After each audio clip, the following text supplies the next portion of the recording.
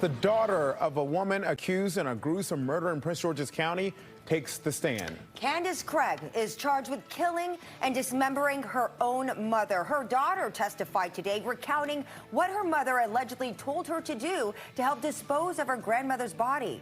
Fox 5's Lily Zhang joins us live from Upper Marlboro. She is tracking the testimony, the dramatic testimony that went down today. Lily?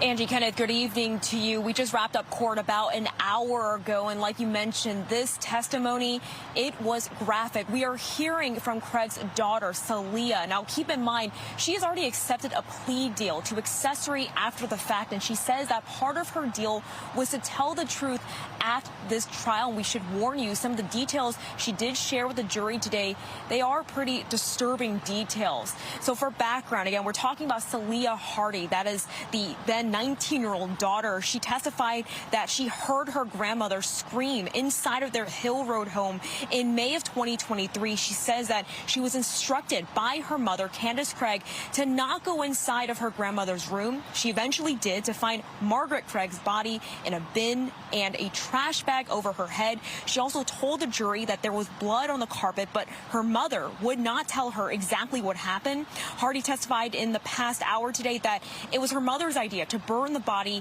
outside of the home a few days later. She said it did not go as planned, but neighbors started noticing that big fire. So she says her mother ordered a chainsaw and then began cutting the body up the next day. Now, the state did not finish questioning this witness, so they are expected to resume tomorrow morning. At that point, we will expect to hear from the defense attorneys for Candace Craig.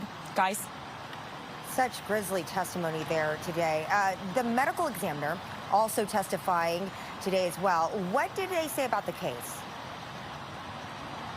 So the medical examiner really called this a, quote, unique case simply because the victim in this case, her body was not intact by the time it arrived to the medical examiner's office. In fact, the medical examiner testified that the body was in 9 bags, to be specific, and she said that there was 67 fragments of remains that were examined. Bottom line, as you know, with these medical examiners and these autopsies, you typically find out whether it was blunt force trauma, a shooting, a stabbing, something that led to this death. She says that she did not determine any of that. There was no evidence of natural disease that caused his death. So ultimately, it was ruled a homicide by undetermined causes. Angie?